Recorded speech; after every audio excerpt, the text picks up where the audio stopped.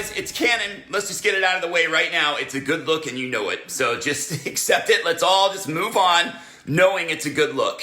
Today, Livy's It's All For You. Olivia Rodrigo on OHP Uncut. Now look, no one likes boring, generic interviews, and nobody knows more about the artist and cares more than the fandoms. And that's what we focus on this channel. The fandoms and your real, actual questions for the artist. So I know every channel asks you to do it, but if you could please subscribe to this channel and like the video, we would be so honored, and it would mean that we can keep putting out these videos and focusing on the fandoms. Today, for the Livy's, Olivia Rodrigo on OHP Uncut. The OHP Uncut Podcast with Kannon. Olivia. Hi. How are you? I'm so great. It's so good to talk to you again. I am so thrilled to have you here. And the response on social has been so incredible. Not just about having you on, which has been big, but the album. I don't even think you could have imagined the kind of response it's getting.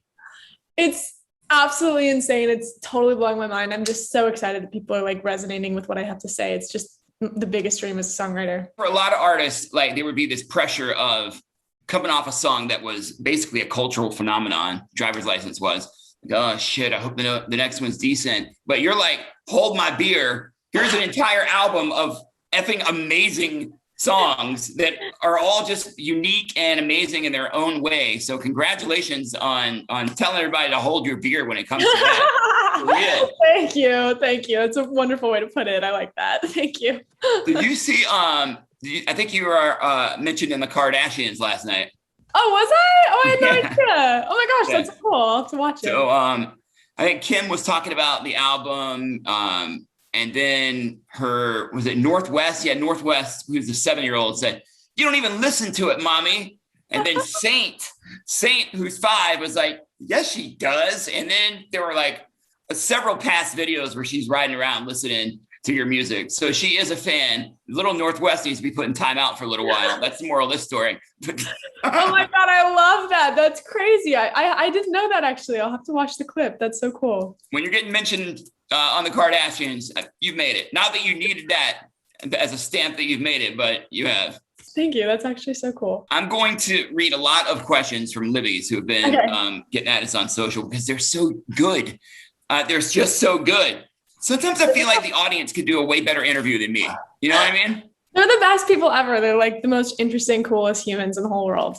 And I told him I'd shout him out as well. Ellie is Sour said, what song from Sour was the most emotional to write and why? That's a good question. I cried when I wrote Driver's License and Hope You're Okay. There's certain songs I write and I'm crying when I write them. And I feel like it's I don't know. Sometimes those are my favorite songs to write because they're just so cathartic. So those are the 2 songs that I remember that kind of leads perfectly to the next question from Timmy, who said, did your honesty in any of the songs make you feel a little bit nervous about putting it out? Does that ever happen to you where you write a song and you're like, whew, I don't know if that's exposing a little too much? There have been moments where I've been like, oh, this is a little weird that I'm just putting my heart on a silver platter for people to scrutinize and do whatever they want with. But I'm such an oversharer in my personal life, and I will literally tell the Uber driver all of my deepest, darkest secrets. So it's just it's just another thing that I do. And, I think my favorite songs are always the songs that are really vulnerable and personal. So I don't think I shy away from doing that at all. And it doesn't really scare me anymore. I think Uber drivers probably deserve to have a minor in psychology of some kind. Not the Totally. Same way. Uber drivers and hairdressers. I for sure. Everything, all of my deepest, darkest secrets. And there's nothing more awkward than going to get your hair cut and the person doing it doesn't say anything. And they're just sitting there looking silently. I'm like, where am I? Or when they're too talkative and you're just okay. There's this is going to be over. Spectrum. Yeah. Sam said, why was Happier the only IG original that made it on the album? If people don't know what, the Instagram originals are, fill them in on that. And then why was Happier the only one? Yeah. I mean, I write a bunch of songs on my, and I post them on my Instagram. Happier actually was a song that connected me and my producer, Dan Nigro. Dan Nigro and I made the entire record together. So that was always a special song. And that was the first song we made together. So I really wanted to put on the record. But I just like write all the time. And like, I get bored of like old stuff that I write. And I'm like, this is how I'm feeling now. And I feel really passionate about that. And, I'm 18. I think I'm, just only like getting better as a songwriter as I get older. So I felt like I was like writing better songs as I got older and I wanted to put those on the record. But, you never know. I mean, I maybe could like come back to those songs later in my career and, who knows? I just love writing. So, several people have said maybe you should do an entire album of those, but, an Instagram album. Yeah. That's funny. Let's see. Mayfair is Sour. How many tracks did not make it on the album and why? I think we only like really like produced out like 20 songs and 11 made the cut, but I probably wrote like maybe like 100 songs for the record that were, we like my producer heard and like we just sort of whittled it down. I just love writing. And so I write all the time, but yeah, we probably only like produced 20 and then chose from those. Is writer's block like not a thing for you? Because I talked to a lot of artists that are like, God, I can't write anything. But you're like, I wrote 100 songs. The thing is, I don't have writer's block ever. I just write all the time. And sometimes it's really bad and it sucks. But like, that's still like writing. I just like, even if it's bad, I just force myself to write. And that's just my trick to like getting over writer's block, I suppose. So many artists are so jealous listening to this right now. Oh God, no, they shouldn't be. Well, Claudia said most of the questions were about the album, and some weren't. They were kind of fun. Like Claudia said, "How's living on your own? Have you decorated? And do you want to get any pets?" Oh, wow, that's a great question. Living on my own has been super fun. I'm obsessed with it. Yeah, my aunt actually helped me decorate it. I'm like really obsessed with it. And I definitely want to get a pet so bad. I don't know if I'm at that stage in my life to be able to be like responsible enough to have a pet, but I want a pit bull more than anything. God, I love pit bulls. I'm obsessed with them. So maybe one of these days. Are you in your house right now? Yes, I am. I don't know if you feel comfortable showing, or if you're maybe it's not in a place. It's so messy. Another time, but another time. All right. I had to ask because the fans are like, yo, I want to see the place. He's got to ask. Totally. And I love interior design too. I'm always obsessed with peeping people's rooms, but it's really messy right now. So I'll spare you the. Is there like a style? Did you work in a particular style, or is it just? Just like it's like really like comfy and cozy. I love like mid-century modern stuff too. So there's like a bunch of like pieces that are sort of vintagey. I love that stuff. Danny from Toronto said, if Sour wasn't the title of the album, what were some other ideas you had? Oh my gosh. I actually don't know. It's always been Sour for me. Like even before I sort of had all of the songs, I was always like, I want it to be called Sour. I actually tried to write a song called Sour because I was like, I wanted to talk about like life going sour. And I thought that was a really interesting way to put it. And for some reason the song wasn't any good, but I was like, Sour is really great. So I'm just going to use that as a sort of, bucket thing for the whole album. So, and I really like it. It also has my initials in it, which is fun. An umbrella theme. Yes, umbrella. Yeah. There were a couple of these questions, and I'm not sure if there's a story behind it, but Van said, do you have double jointed elbows? Do I? I don't think I do. You would know. You would know. No. Yeah, I don't think I do. No, that's not one of my quirky things. I wish. That'd be cool. Sorry, man. Yeah, no, next time. Maybe I'll grow into double jointed elbows or something, but not right now. What are a couple of your quirky things?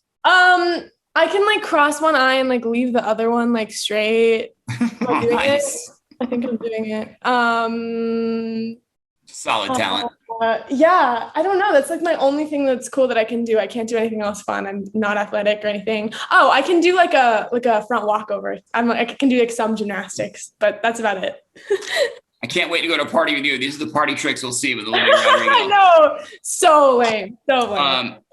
There were a couple of these kind of questions as well, and I think I understand where they're coming from. Like Angie said, when is the last time you enjoyed some bread and cheese? Oh, I love that. That's because that's my favorite. Bread and cheese is my favorite combo in the whole world. Let's see. Oh, I had cheese and crackers last night. That's like my Nice. favorite. Cheese and crackers is like my favorite meal in the whole world. But yeah, I have cheese and bread every day. It's the staples.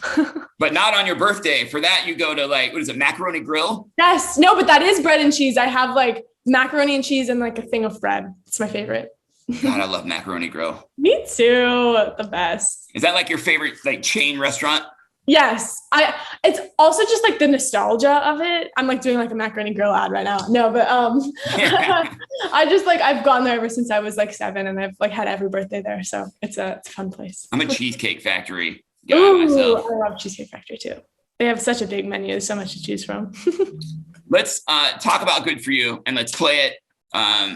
The next Hold My Beer song from Olivia Rodrigo. Tell me about writing it and the video and let's play it.